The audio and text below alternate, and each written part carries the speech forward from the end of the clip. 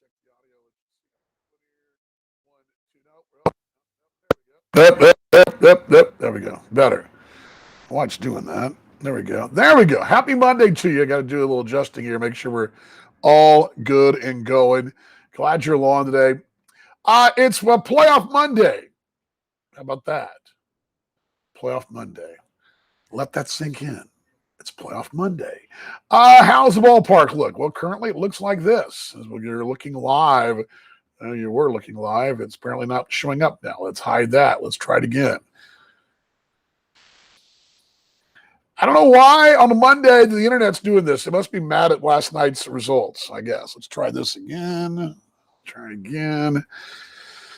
Oh, boy. I spoke too soon how things have been going up here smoothly with our Ethernet cables, but it's they're all blinking.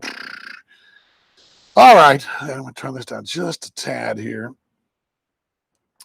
All right. Thumbs up. You're hearing me. That's always a plus. We know that that's a good thing of hearing me. So, thumbs up means you're hearing me. Let me try this. I'm going to give you another shot of the ballpark. Maybe it'll come up for me. And, well, it doesn't look like it will. All right. Well, we'll skip that for the time being. Well, no, it did come up. It did come up. Let's try it again. Try it. Sorry about that. It came up, and there's a couple ways to do this, and you guys don't really care, really, but there's a couple ways to do this, and I'm doing it this way. And there we go. This one should be the one. Let's see. I'll leave it up there just in case it decides to work. How about that? There we go. All right, glad you're along. Got in 8:15 or so yesterday morning after the exciting, just thriller there in Fargo against the Redhawks in Fargo-Moorhead. Monarchs, in case you have not been around for a couple days, give me an update. And if you haven't been, I totally get it. The Monarchs are up 2-0, 2-0 in the best-of-5 American Association Final Series. Friday night was a Monarchs textbook winner. We did talk about that a little bit on Saturday. We had a show on Saturday, but just to recap what happened over the weekend, I was going to pull this back up for you folks. Kansas City with the win on Friday, 8-4. Really got another big inning, 5-spot, 3 more later. And Fargo kind of got going a little bit, nickel and diming here and there, but at no point do they ever lead in the ball game. They never led at all. Monarchs have only trailed one time this entire postseason, and that happened for a short time on Saturday. Kansas City did get back and grab the lead, and I'm sorry, pardon me. We want the clock here. I got to get back to. I got my games mixed up here. They trailed for a short time on Friday. 3-0 lead. We're down 4-3, and then boom, erased that and went rolling 8-4. It was Joe even talked about this, Joe Capietro Mitchell, the top step, that it was the first time the club faced any kind of challenge as far as a real punch in the guts, and they came right through it inning later, took the lead, and went from there on. It was Saturday that was more of a Monarch sort of story, except the offense got cold later in the ball game, although there were a lot of chances. It wasn't like the offense it didn't score any runs, but there were opportunities there.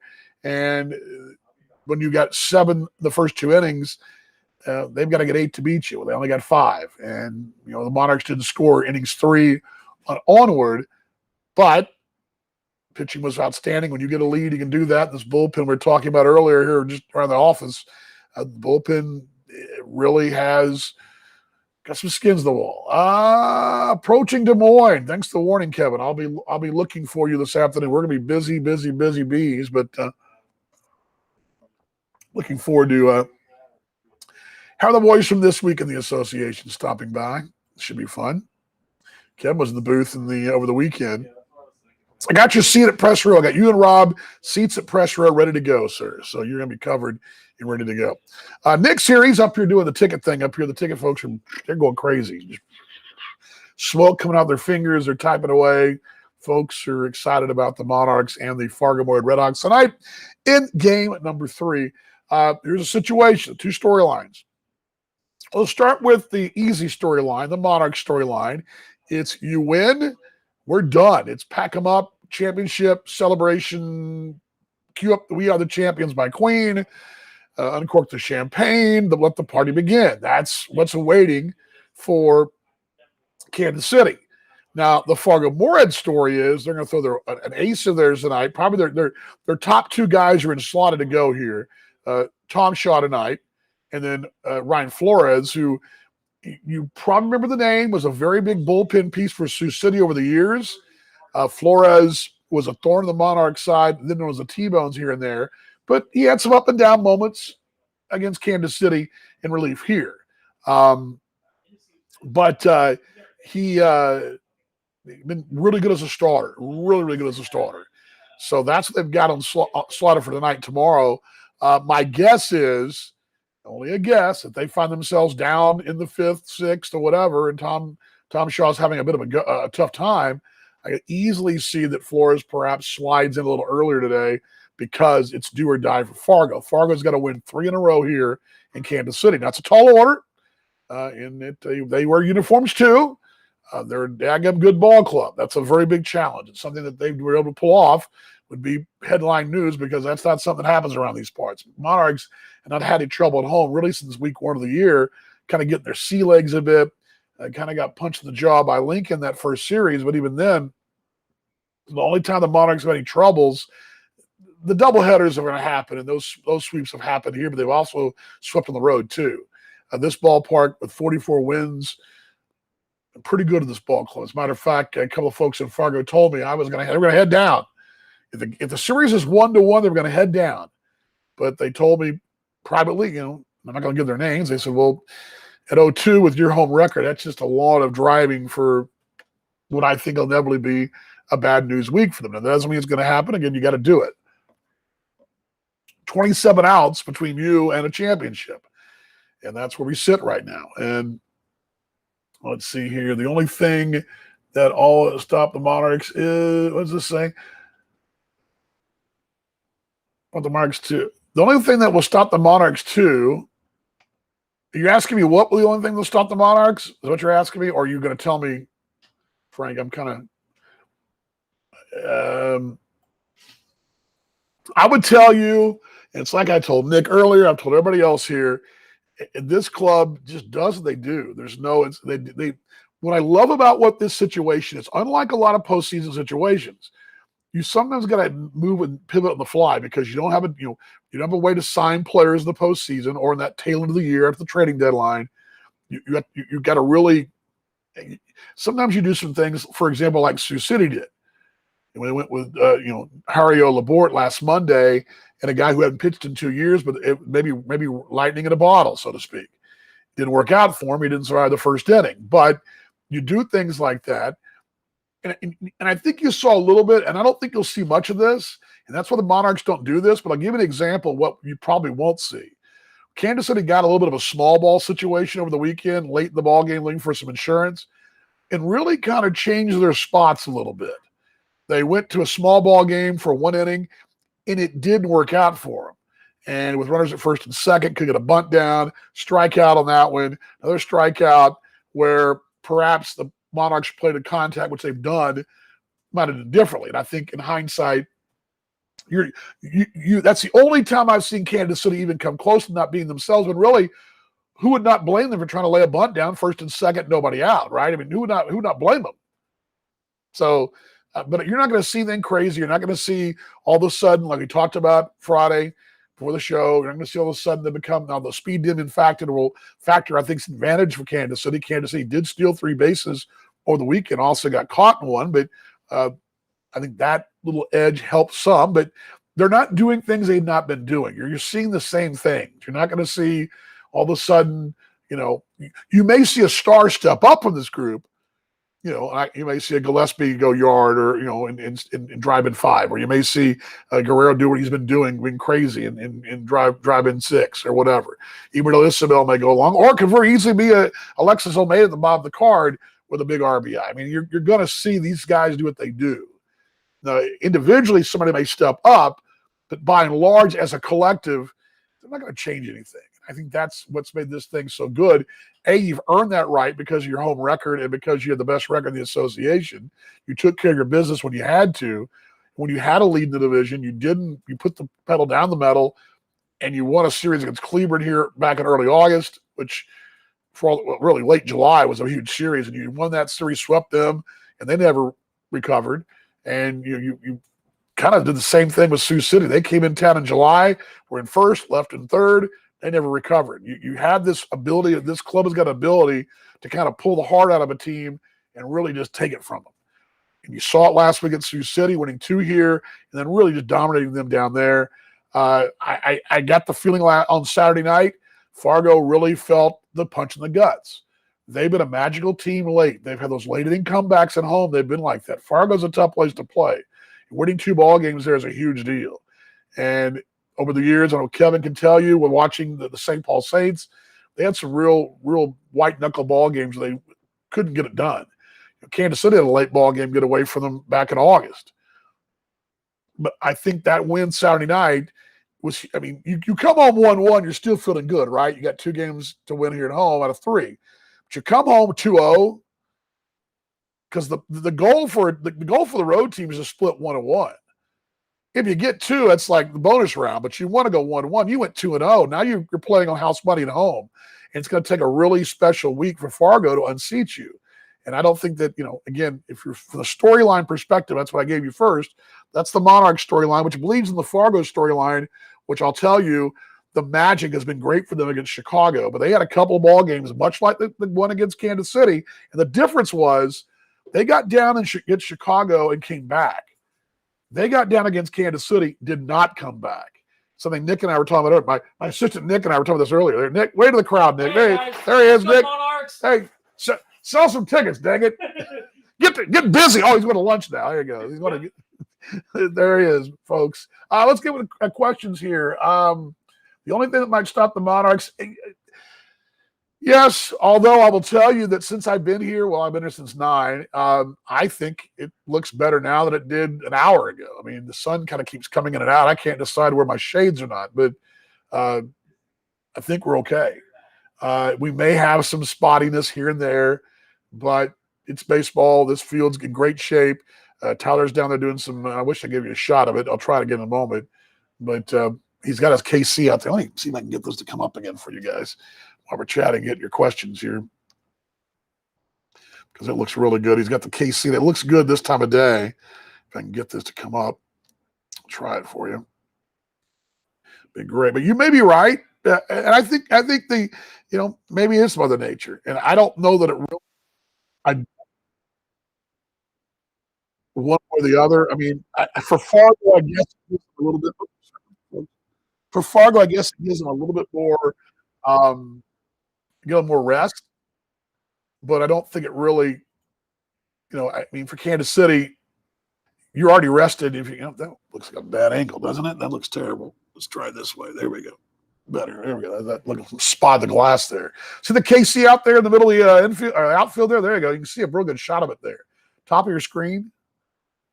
Some of you folks ask about this the other night. It didn't show up as much in the lights, but it does in the sunshine today. Tyler's field looks great today, doesn't it? Looks great. So, again, can't control the weather, but we will do all we can to make it fly for us tonight. Let's see here. Nate says, well, that looks awesome. Yes. Bravo, Tyler. By the way, Nate, your profile picture, how do you do it, man? You look sharp, dude. You look almost, did I say, congressional. Look at you.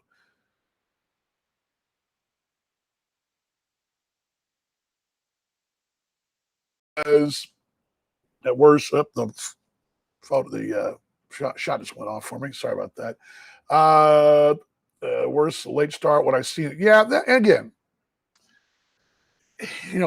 I've been on this business long enough over the years that, yeah, they're right sometimes, they're wrong sometimes. Why it's called a forecast, but they're predicting. They're making up. They're punting. We have to call it in Australia. They're punters. They're making their call. Pundits, if you will. They're most of the time pretty spot on. I do recall the snowmageddon we had in Texas last winter. It was supposed to start one day, and it was about 14 hours late. But when it started, it kicked us right square in the pants. And we knew it was coming, so we went ahead and had Valentine's Day early, my wife and I did. But yeah, I mean, but again, nervous. It's not so it's anxious. What you don't want to have is this great opportunity to celebrate our game and our brand, and everybody's sitting around twiddling their thumbs.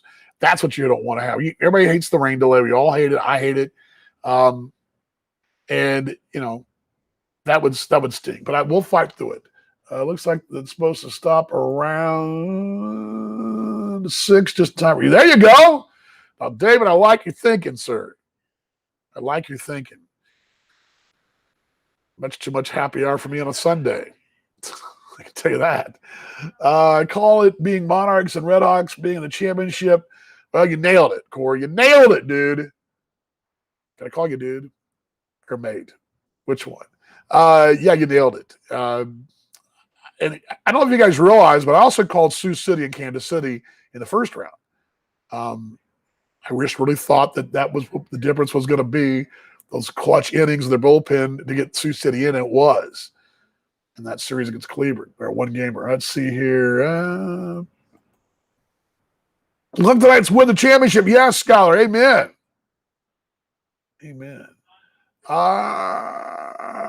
Let's go watch the game Saturday, and we'll start anybody's. Well, you and me both. It's funny. We had our staff meeting this morning over to the right of us here, and I don't have a lot of it on video, but you may be able to see it. I'll pull that up. And if I have it, I'll try to give it to you guys later on this week, because we will do shows this week no matter what happens. We'll have a wrap-up show, and we'll have one more, probably a goodbye show to wrap the season up and go in our off-season mode, and I'll kind of give you that schedule when we get to it. But watching Joe, the top rail down there, just really focused, stoic. To my left was Mark Brandmeier and Jay Hendricks. And Mark was up in the suite level, and they got the 3 seats outside the suite. He's up there kind of watching, and he's intently. Mark's a real relaxed guy. He was just very, he was into it, but and then Jay was in the suite, and you could see him behind the pillar, kind of like hand on chin here, just focused, standing and kind of swing back, and then he'd walk away, and they both would get up and walk around, and they probably wore the carpet out up there in the suite. I went up there, and there were footprints where they were walking, so they were all. And then of course I'm in the broadcast booth doing this, and I will tell you this. Can I pull the curtain back? Do you guys want to hear something that I did that I'd never done before? So don't think bad of me when I'm going to tell you, but I got to tell you, get a little nerve-wracking there, and I need to slow down and enjoy the moment. And not get so, because I was starting to get so juiced up that I get over my skis as a broadcaster, and I don't want to sound like an auctioneer. I really need to kind of step back and kind of. So I had to have me a little libation just to get me to the 7th. I'm not kidding you. I was out there. Can I have a glass of ice? Oh, by the way, I'll take. I mean, it's not against the law. It's not. But I'm just saying I had to have a little bit of a sniff just to kind of. Okay, decompress a bit. Let's have that feeling of, because it was that Diaz inning was a nail biter. I went back and listened. I put the highlights together yesterday morning, and those thoughts all came back. So yes, all the nail biting, all the emotions, it was crazy. And all you folks listening and watching at home, and it was crazy. By the way, I'm drinking I'll say Drip Energy. Drip Energy. Somebody we're talking to around these parts, and Drip Energy. Hi, I'm Dan Vaughn for Drip Energy. I like cherry bomb. I'll try it again. Take 2. Dan Drip Energy spot in 3, 2, 1. Hi, I'm Dan Vaughn, voice of the Monarchs. I drink Drip Energy. You should too. Cherry bomb, baby. Drip Energy. It's for you. How'd that go? Did I get it? All right. It's good. Very good. Very good. Usually energy drinks have that, what's that stuff they put in? It gives them kind of a, it goes, that gives you the old, that one. Well, this one doesn't do that. It's got more of a, actually this kind of tastes like a strawberry cherry berry lemonade. And I love my lemonade. All right, where were we? Let's see here. You guys like that? Wish it was down here. Yeah, well, oops, sorry about that. I get these comments up here. You guys like that? Yeah, yeah. There you go. For your personal endorsements. What else can I endorse for you? Hey, David, you'll like this. I met Al yesterday for the first time ever. He's a really cool dude. And hearing his story, he goes, David, I told him about you. He's like, yeah. There's a reason I'm here, and there's a guy that one of our fans who I'm mates with, and the waitress knew my story because I've been there enough times. And Spring went and told the owner, and this is Al's over in Parkville, and he said, man, I had a seat there. I'm next to the bar, and people thought I was like somebody important because I'm talking to the owner, and like he wanted to talk to me. I'm just a guy in a visor and a Texas Tech T-shirt, trying to just blend into the crowd. Figured at least I had the Tech T-shirt on. I could support the Cowboys and Patrick Mahomes. Had my Monarchs visor on and had the KC on there, so I was covered with the Chiefs. While the Bills fans are going nuts. Anyway, where was I? Here we go. I hear you. I think just throw strikes. They do bite your butt, and we talked about that. That's a really good point. Let me pull that up real quick. I'll work on the game notes here. The tail of the tape. I've not talked about this enough, and I think because we haven't had to talk about the fact they've walked a lot of batters, but during the regular season, Kansas City walked 370 batters. Well, doesn't tell you much, right? Well, a 12-team league, that was the 10th in the league. That means they walked the third fewest. And it was close. There were a couple times they were tied for 11th, but they wound up finishing 10th in walks, which is a good thing. You don't want to be first in walks. You're first in walks, it's not good. Fargo, by contrast, what's interesting to note, the Redhawks, who have a better ERA of 4.32, that was second in the league, they walked 402, so some 32 more batters they gave free passes to, free transportation to first. That put them fifth in the association. And you look back on the series so far, David, and one thing that's a great point is that in the game on Friday, 3 leadoff walks, all 3 scored. The walks got them in trouble in the first inning as well. The Monarchs made them pay. And I looked over at Kevin Luco during the break, and I said, they walk another batter the second. They're going to pay. Sure enough, walked a batter, and Ibn Isabel drove his third run of the ball game on a single up the middle. I mean, this club, because of the depth of the lineup, the 1 through 9. For example, let's just use Cleveland as an example. You could walk Ramon Hernandez. You take your chances with a Narrier or someone like that, but they're good ball players. But once you got past that group, you got a little soft toward the bottom. Well, here you get down to the 7 hole. You've got a guy with 19 home runs in Connell Willis who has had a monster playoff. I think he's got 10 RBIs in the playoffs so far? Well, you take a breath. And then you go down to the number 8 spot, which is either a guy in the World Series, Paulo Orlando, or Charcer Burks, and both have delivered the postseason. And then you go to the number 9 spot, and your catcher, who, yes, probably the one place you think, okay, that's an easy out. No, it's not an easy out. Alexis Almeida had a huge RBI in the first inning on Saturday night. Big RBI single.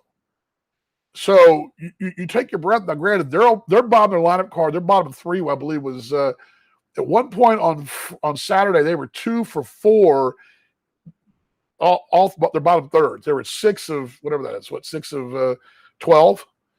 I think they finished up 7 of 20 at the bottom of the card. The top of the card wasn't a problem. But see, Kansas City, boom, boom, boom, boom, boom.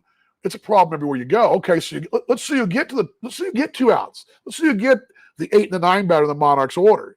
But then you got 2 outs in the inning. But then you walk Morgan McCullough. Okay, what's a 2-out walk? No big deal, right? Well, it's Ryan Grosjean. Boom, there's a home run. Ask Sioux City how that worked for him. I mean, or okay, you walk McCullough, he steals second, single to right, he scores. And this lineup is so deep. And we give him a single, so first and third. And now, who's your batter next? Well, Darnell Sweeney. I mean, you've got this. It's not an easy out anywhere in the lineup card. And that's what presents such a problem. That's why walks, the lack of walks as a staff is a plus, but a staff who walks a lot, fifth in the league for Fargo, has really hurt them in the series. And the Monarchs also were fifth in the league in drawing walks. By contrast, the Red Hawks were 12th in the league in drawing walks. Now remember, the Monarchs were second in average, 289, third in on-base percentage, but that walk, the drawing the walks, is that big of a difference because the Monarchs outscored them 664 to 449 and out-hit them home run-wise, 147 to 126. Now their hits, they had 1,000 hits, 1,072. Kansas City was 100 less, 968. But when you're walking, the difference in walks was 70. 70 extra bags you got free. And that's the difference in why this club is so dangerous to outscore them and why the long ball is so important because, again, the on-base percentage as well was 5 points higher. That one little difference is huge. So Kansas City, the lack of walks as a pitching staff, their propensity to walk folks as a pitching staff have been big in the series. And then number two, the fact that the Monarchs are able to draw those walks and the fact that the Monarchs are throwing strikes. Now, there was a big walk in the seventh inning on Saturday, but Diaz is able to strike folks out. And again, that situation, that was a huge out the ball game. And I kind of got on a tangent there, but great stuff, though, from David. Really good. Let's bring a championship to Anthony Says. Yeah, cheers, David. Cheers. Chances of Monarchs clinching a championship tonight? Well, that's a very good question, and I'll tell you why I think it's a good question. Because personally, this will be a challenge tonight. I expect this ball game to be very much postseason and then some.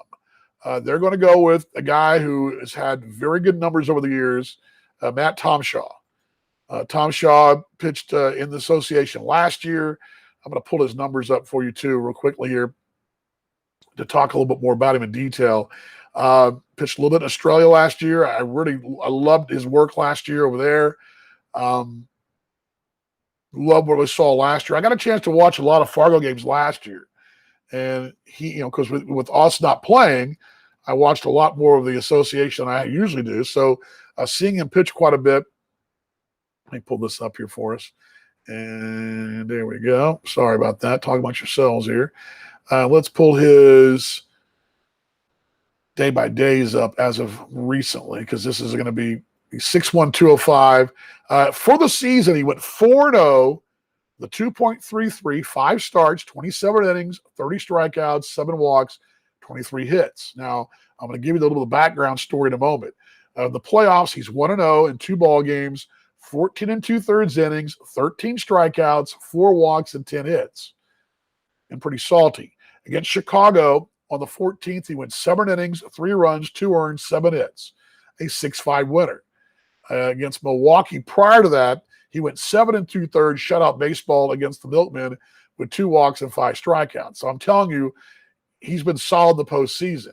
He also won September 1st against Sioux City, 6 2/3, 3 earned on 6 hits. Against Chicago on the 27th of August, 6 innings. So we're talking about a guy who won his last 3 starts, all quality starts, and his last 4 starts, which totals 14, 26, 27 innings. He's allowed 7 earned runs in 27 innings with 17, 20, 30. Like that. Sorry, make this easier for me. 30 strikeouts. Pretty good. Now, prior to that, remember he had one little blip where he went 1 inning and a third against Gary in a relief role, I believe. And then I'm sorry, that was a rain shortened ball game. He had to they had a delay. They picked up the next day. Gosh, his quality starts. He's had 1, 2, 3, 4, 5, 7, 8 quality starts out of 9 appearances this year.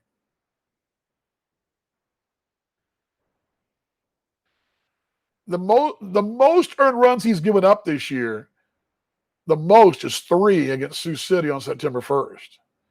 So I tell you all this because this guy is legitimate. This is not, we're facing a solid starter. Okay, and I'm going to pull up his other numbers here too. But there's a storyline there that we should probably talk about quickly here in Monarchs Mocha. Out of Jacksonville University. That same school that in Jacksonville, Florida, that Adam Brett Walker, former Monarch and now Milwaukee Milkman, MVP of the league, went to. I don't know if they were teammates, though. I'll have to look that up. But this is a guy that's got 10 minor league seasons this year. Now, here's his numbers this year. He was picked up prior to the 21 season. He was at Fargo last year, 5-3, 2.69, 80 in the third innings, 24 earned, 62 strikeouts. He's ratcheted the strikeouts up this year. They've even gone up. And that's been the impressive thing. He's jumped to the roof on that. I think I told you he pitched in Australia. He didn't, but there's a whole story there. I don't got time for that, but to tell you, but he should have been in Australia, put it that way. It's Charlotte this year, AAA Charlotte, the White Sox, 0-4, 7.45, 38 2/3 innings. It was in 11 ball games, 5 starts, 36 strikeouts. He got knocked around a bit, 32 earned runs in AAA. That was in 11 ball games this year. Then against Rochester, with Rochester, not against Rochester, with Rochester, AAA for the Twins, he had 2 stops, AAA the White Sox, AAA the Twins. Combined this year in AAA, he went 0-6 in 14 ball games, 8 starts, 52 2/3 innings, 46 strikeouts, and 46 runs. ERA this year at AAA a 9.00 with Rochester, a 7.45 with Charlotte. Now, I tell you this because his numbers in Fargo have been phenomenal. 27 innings, I mentioned, 30 strikeouts. He's got 5 starts, a couple of outings in the postseason. He's 4-0, sparkling 2.33. I tell you this because I believe this is a different situation. Now, he's their ace. But like, you throw a guy out there who's been in the postseason before. He's pitched high AAA for years. But what I'm going to tell you is he's their ace. But while I will give you this sliver of hope here, Charles, the Monarchs, all they're going to do is be the Monarchs. If Tom Shaw goes out tonight, tosses 7 strong, and it's a 3-2 ball game, Fargo on top, Kansas City just does what Kansas City does, I think they can pull one out late. My second offering I will tell you about tonight, Tom Shaw is a stud. He is a stud. And he can go out there tonight, toss 7 strong, shutout innings. He also is facing a lineup that's a lot more like he's facing at AAA. Now, no offense to the Chicago Dogs, who are a very good lineup. This is a AAA lineup. Casey Gillespie, right? AAA guy. Right? Emmanuel Isabel, AAA guy. AA, AAA guy. Darnell Sweeney, AA, AAA. I mean, some of these guys are big leagues. Darnell Sweeney. I mean, Paul Orlando, AA, AAA guy. Big league guy. Ryan Grosjean, AA, AAA guy. We're going to call it should be a AAA guy, and I think but you get what I'm saying. Colin Willis, probably a AAA guy if someone gives him a shot, and he had a shot, but COVID cut that short with the Red Sox. What I'm telling you is he's facing a lineup card much like you'd see at AAA Charlotte or AAA Rochester that he's seen all year. Now, doesn't mean the Monarchs should go out and knock him around, but I think that's my angle here, Charles, for you is the Monarchs would be the underdog in a matchup head-to-head. Now, Kiva Sampson's no joke either. Sampson goes to the Monarchs tonight from a big leaguer. He pitched very well against Fargo up there. Got the only win up there the last time we were there prior to the postseason. He was salvaging the series finale. Sampson could be evenly. It could be a situation where Sampson and Tom Shaw go toe-to-toe for 7 innings, and it's 1-0, 2-0, or 2-1. And it would not shock me if Sampson was on top of that one. I mean, we've seen this before. And, so that's my scouting report for what's going on tonight. I want you guys to understand this is their guy. He's every bit of Matt Hall, Kiva Sampson rolled into one. But He's also not faced the Monarchs this year. He's playing on the road in a must-win situation, backs against the wall. These are tough situations. He could still go out there and pitch phenomenal and still get a loss. That's what I'm telling you. So when we tell you, oh, they wear uniforms too, well, the Monarchs do as well. So the numbers tell you that Tom Shaw should go out tonight and dominate. But I expect a very nip and tuck ball game. I expect one of those games where a little play here, double play ball there, a solo shot here is a difference, and then the bullpens will battle. And this bullpen's been nails in this postseason. The Monarchs pen has been just phenomenal, and that's been probably, and I think you saw it the tail end of the year the way Joe set it up the last couple of weeks. Rhodes, Diaz, McGrain. Rhodes, Diaz, McGrain. Rhodes, Diaz, McGrain. Oh, Lindgren for a moment. Oh, okay, let's roll out, Gilliam for a moment. Carson LaRue got 7 huge outs over the weekend on Saturday's ball game. Yes, he gave a couple runs up, but he got you 7 crucial outs after Schaefer went down and left in the 4th inning. 7 outs you got to get. You got to get him somewhere. And I'm telling you, that bullpen is very underrated. And you'll hear the broadcast from Fargo's point of view. If you do listen to Fargo games, you're going to hear how good their bullpen is. I think a lot of folks have slept on how good the Monarchs bullpen is. Just throw that out there. So there's my scouting report tonight. Let's see here. No. Not the moment. No, we are all good with that.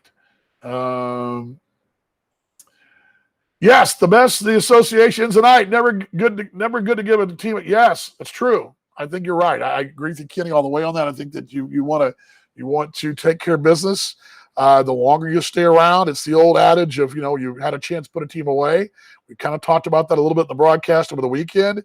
The Monarchs, let Fargo hang around, but you had such a big lead. It worked out for you. I'm just trying to pull. I got a couple texts here. I'm going to give you guys some news or not. Let's see here. Maybe not.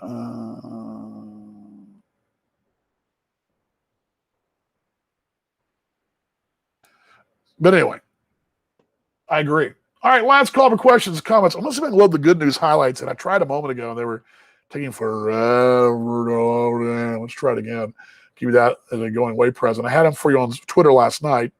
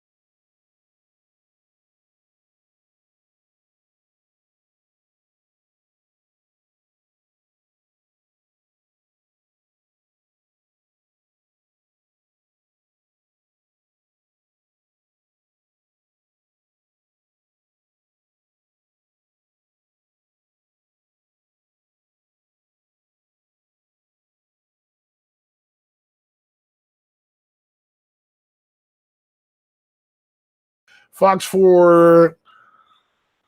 Yes, they did, Brian. They were out here, and they're out here this morning, too. Channel 41's coming this afternoon.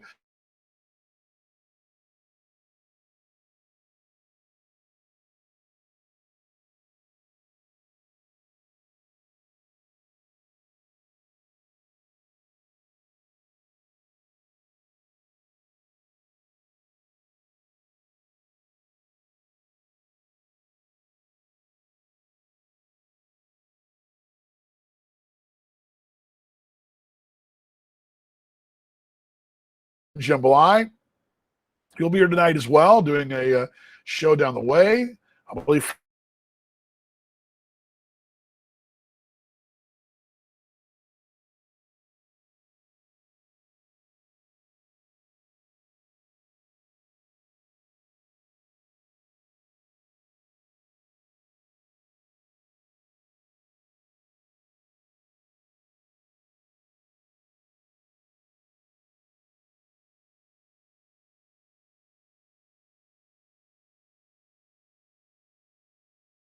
bad loss, but kind of one of those losses in Chicago. They got knocked around on a Sunday, came home and rolled.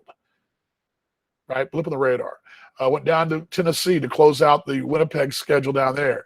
Didn't play a real good series there. Jan Hernandez left. They came back. Even Isabel joins the club.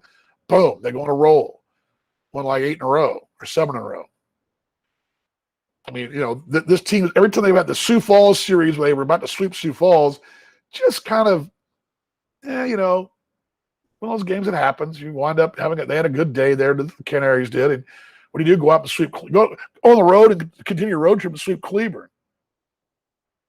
I mean, you've done things like that.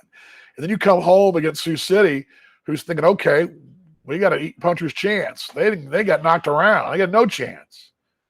So I think the relaxed and confident thing comes in, and that doesn't mean it's going to be a walk away with a 10-0 or runaway, I guess I should say. But I still think a very tough battle, and I think the Monarchs can pull it off. I do. I would be crazy not to tell you that conventional wisdom tells you that in 3 opportunities to win 1 game at this ballpark, this team, the way it's constructed, the way they played, should be able to win 1 ball game of 3. I'd even probably tell you they probably win 2 ball games of 3.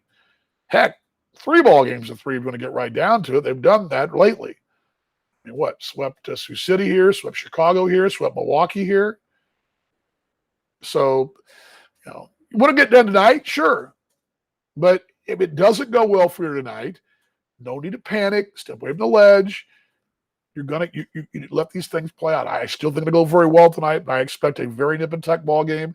But I expect this one to be the kind of game that you're going to look back on. That was a great time, great game, great finish, whatever. And I think you'll be rewarded for your coming to the ballpark tonight. But Casey has a really good point. Casey would know. He and I both know. And by the way, Casey, great job. Casey does a phenomenal job for us. We're talking more with him in the off season. I got an idea for a segment with him next year. So we may do a little something together here and down the road. Why not? He's there. Working on some things for that. We'll get to that down the road. But all right, how about some good news highlights? You guys want those? Let's see if they'll play for us. Let's try that first. 3, 2, 1. This was the Saturday night in Fargo.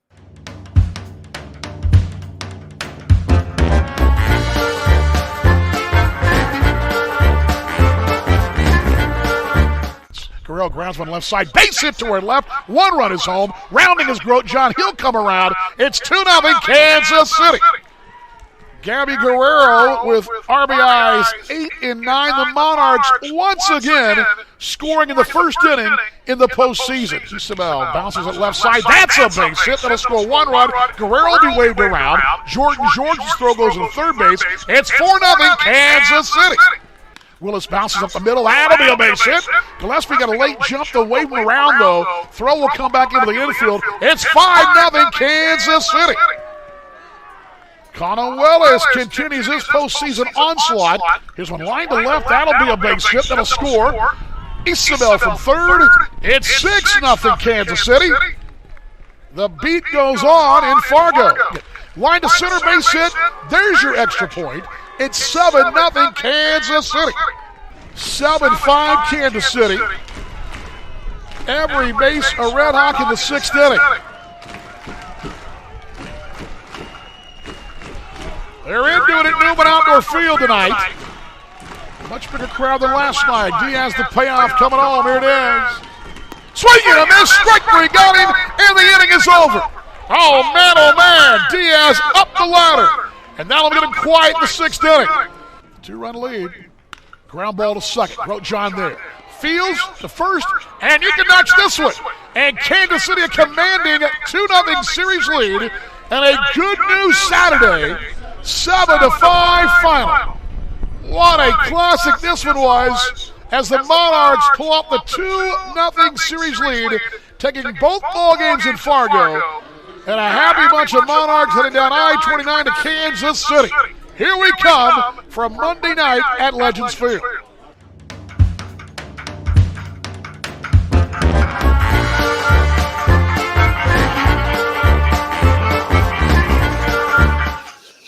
Yeah, good time this on that ride home. Casey, that was probably the best I've slept on the bus ever. Of course, the the double jack probably helped a little bit in the press box. But I already told you guys the stories. So anyway, and the guys were, again, and Casey, he's been there. He's seen it. He knows. These guys are just very much in the moment. And it's that thing. You use what you've worked for. And every step along the way, they built this thing, continue to build it toward this. And you've seen the building blocks on the way.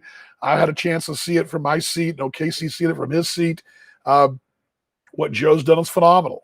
And I do believe at some point this week, hopefully sooner than later, we're discussing the greatness that was the 2021 Kansas City Monarchs. And expect that. Tonight on the broadcast, couple of notes tonight on the call. Tonight, we will have Joshua Schaub stopping by, I believe in the fourth inning, to tell us about the association. Of course, we've had him on several times this year, but our commissioner of the league, he'll be here. So will Deputy Commissioner Josh. We have Josh Schaub and Josh Buckholz. And they're both named Josh. So we go with Josh Buckholz and Joshua Schaub. So that's what we got tonight. Also, I believe Jacob Kranz, their social media director, is coming down as well in the league. We've got Rob Paneer and Kevin Luco from This Week in the Association on their way as well. They'll be here. I got, again, 41, Fox 4. Jim Bly will be down here as well. Him and Brenda Menz will be here doing their thing. Matter of fact, I look down. There's a TV station now. Who is that walking down the way? Oh, no. One of the TV stations. Going to do a little something here. Got a lot of interest. A lot of folks fired up tonight.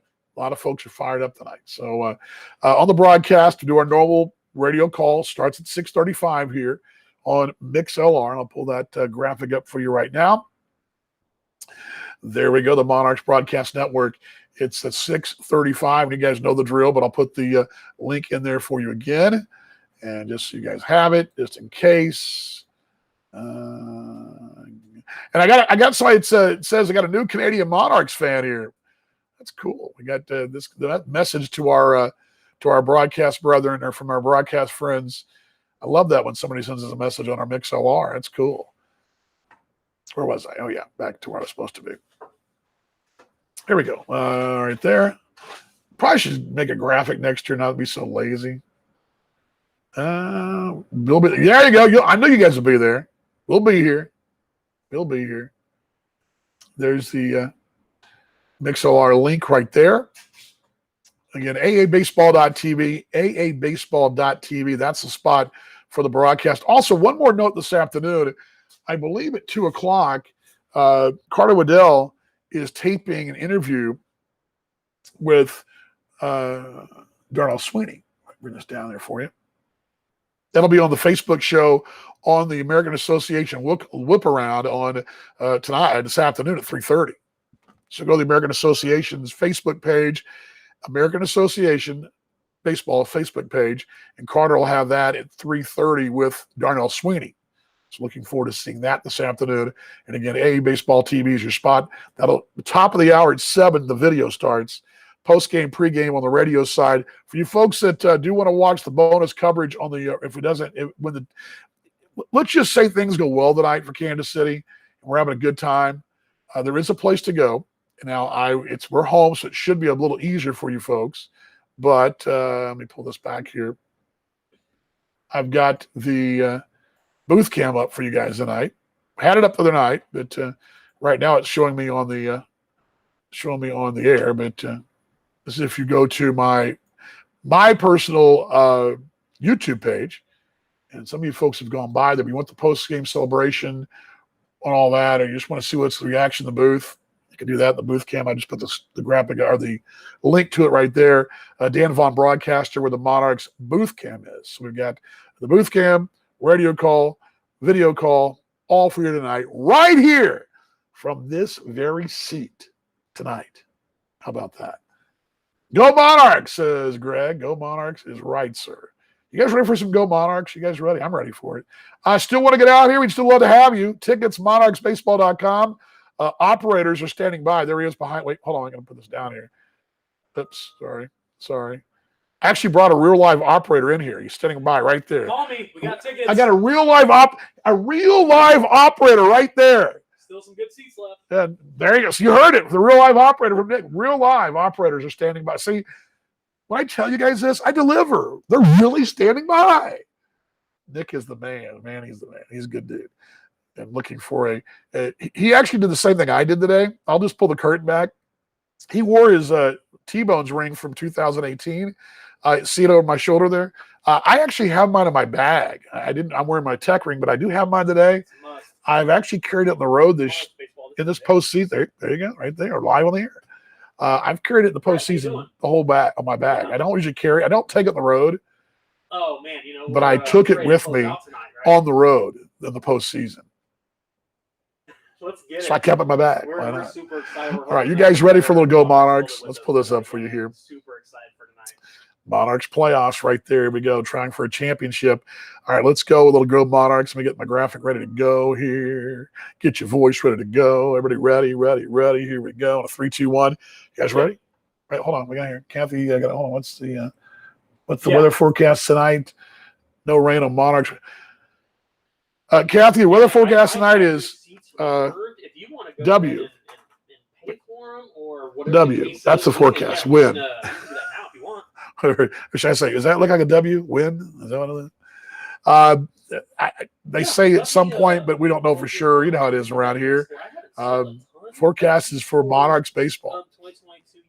But stay tuned to our social media channels. We'll keep you updated on any kind of weather issues, anything like that. We'll keep you posted, okay? Anything that goes on, we'll keep you posted right here on our social media channels, Facebook, Twitter, Instagram. Morgan's ready to go. If there's got to be something to be posted, she's got it going. She and her assistant, Bo. She got a little assistant he's awesome. That kid's beautiful, by the way. Oh, way to go, Morgan. I believe it, yeah. And Jake. And family. All right, you guys ready for Go Monarchs? Have I stalled enough? You guys ready? Or I'll see you on the broadcast tonight, 6:35. We'll be ready to go. Monarchs Live comes your way at 6 o'clock as well. So all that coming to you this afternoon from here at Legends Field in Kansas City. All right, a little 1, 2, 3, Go Monarchs. You guys ready? 1, 2, 3, Go Monarchs. I'll see you on the broadcast tonight, everybody.